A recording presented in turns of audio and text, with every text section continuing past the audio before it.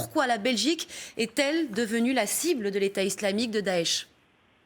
Bah écoutez, c'est effectivement, oui, il n'y a pas de surprise. Il y a aussi, pourquoi? Parce qu'il y a l'effet il y a l'opportunisme, hein. Ils avaient l'occasion de frapper en Belgique, donc ils l'ont fait. Sans oublier que donc la Belgique a fourni un grand nombre de djihadistes qui sont dans le rang donc de l'État islamique aujourd'hui. Sans oublier que ceux qui ont commis les attentats de Paris, il y avait des Belges et des Français résidents belges, donc ils avaient le tissu ou l'opportunité de le faire. Il y a aussi des raisons politiques, hein, si je puis dire, parce que pour eux, ils estiment qu'en frappant la Belgique et Bruxelles de surcroît, qui est à un niveau d'alerte 3, ils prouvent qu'ils ont les moyens de leur ambition de 1. Ils envoient un message à la coalition pour lui dire qu'ils sont en train d'exporter la guerre qui était confinée à la Syrie, à l'Irak et peut-être en Libye, même si ce n'est pas vraiment le cas parce qu'ils ont quand même frappé à Paris le 13 novembre. Donc c'est un message pour dire qu'ils exportent la guerre vers les pays de la coalition, parce que la Belgique aussi est partie prenante de cette coalition. Et ce qu'il faut retenir aussi, c'est qu'ils disent qu'ils sont capables de frapper les pays occidentaux avec leurs propres ressortissants. Donc il y a plusieurs messages. Ils essayent de calquer ces images horribles qu'on a vues aujourd'hui à Bruxelles et qu'on a vues avant à Paris sur les images qui nous parviennent de Kaboul, de Mossoul, de Raqqa ou d'ailleurs. Donc ça fait partie de la guerre qui est en cours aujourd'hui. Nasr, vous suivez ces mouvements djihadistes en particulier sur les réseaux sociaux à travers le monde.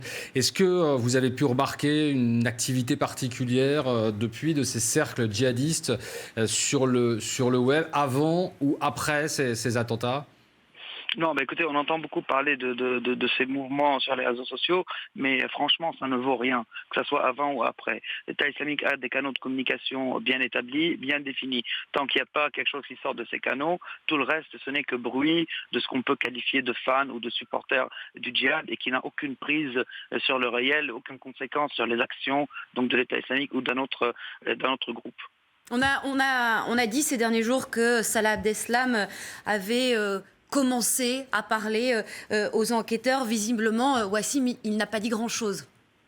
Oui, il n'a pas dit peut-être grand-chose, mais en tout cas, il ne faut pas oublier, il y a certains experts qui ont dit que ces actions viennent comme une vengeance vis-à-vis de l'arrestation de Salah Abdeslam. Mais non, pas forcément, parce que une opération comme ça, simultanée dans des lieux très sécurisés, parce qu'on parle de l'aéroport et en ce qui concerne la station de métro, on est à 50 mètres de l'immeuble de la Commission européenne.